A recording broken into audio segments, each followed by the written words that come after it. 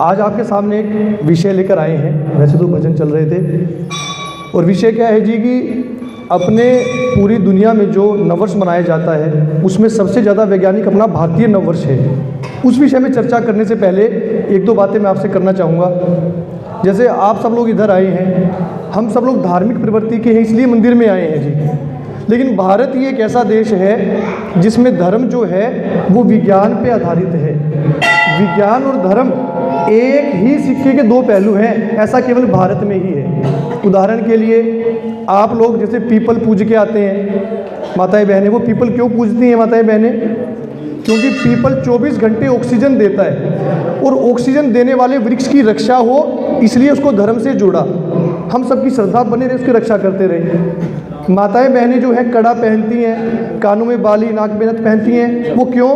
क्योंकि वो acupressure point है, हमारे शरीर में बहुत उसका लाभ हमको मिलता है। माथे पे तिलक क्यों लगाना? क्योंकि जो ये मर्म स्थान है इसकी रक्षा करना जरूरी है, धूल से, धूप से, प्रदूषण से, और ये भगवान से कनेक्शन करने का पॉइंट है।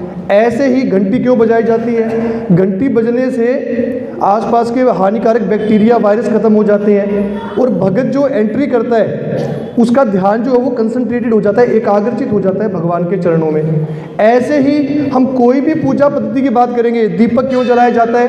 क्योंकि देसी घी का दीपक है, वो बहुत ज़्यादा ऑक्सीजन बनाता है, वातावरण को शुद्ध करता है, इसीलिए दीपक जलाया जाता है। फिर सरसों का तेल भी ऐसा ही करता है, तिल का तेल भी ऐसा ही करता है। ऐसे जितनी जितनी परंपराएं हैं वो सब विज्ञान पे आधारित है।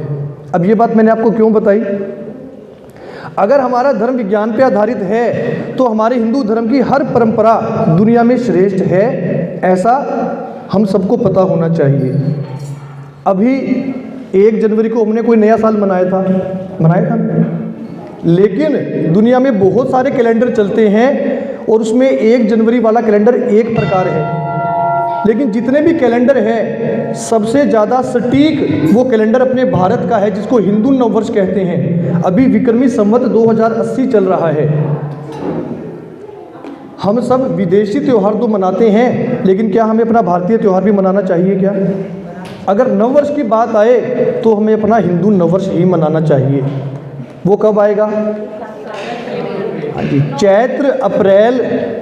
चैत्र मास के जो नवरात्रे होते हैं उसका पहला नवरात्रा वो अपना हिंदू नववर्ष होता है।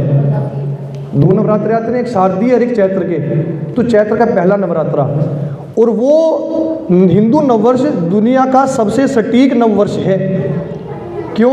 उसके पीछे भी बहुत सारे कारण हैं। ब्रह्मा जी ने सृष्टि की रचना कब करी थी? वो चैत्र के नवरात्रे का पहला दिन है। उसी दिन ब्रह्मा जी ने सृष्टि की रचना करी। जब राम जी वनवास से लौटे लंका पे विजय पाके, तो बड़े बड़े विद्वान बैठे, उन्होंने कहा कि अब राम जी के राज्याभिषेक का समय उचित है, तो कौन सी तिथि निश्चित की जाए? उन्होंने कौन सी तिथि निश्चित करी? चैत्र शुक्ल एकम, वो भारतीय नववर्ष को करी। जब युधिष्ठिर ने राजसूय यज्ञ किया तो वो कौन से दिन उनका राज्याभिषेक हुआ? चैत्र शुक्ल एकम।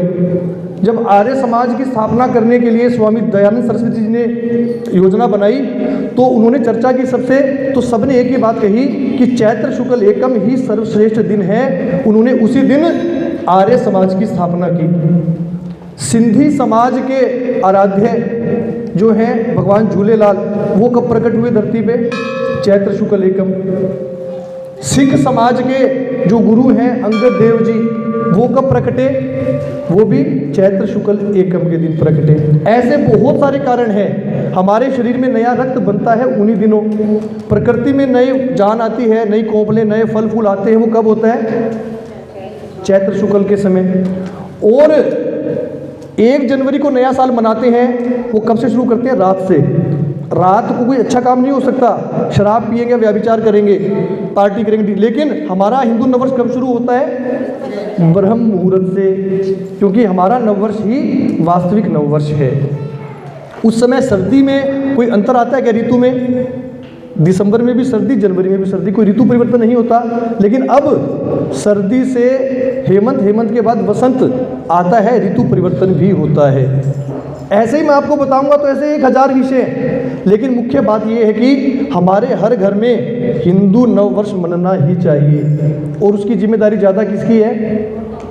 हम सब की है, हिंदुओं की। और हिंदुओं में भी परिवारों में माताओं बहनों की जिम्मेदारी ज़्यादा है, क्योंकि घर में त्यौहार, परंपरा, कोई भी पर्व उत्सव है वो किसके मनाने से बनता है? जब घर की माता बहन, घर की जो देवी है वो इसको करने को तैयार हो जाए। इसलिए हम सब मिलके इस हिंदू नववर्ष को मनाएं। और खुशी की बात है, थोड़ी सकारात्मक भी ये चल रहा है कि पिछले 10, 12, 15 सालों में हिंदू नववर्ष मनाने की परंपरा बढ़ रही है।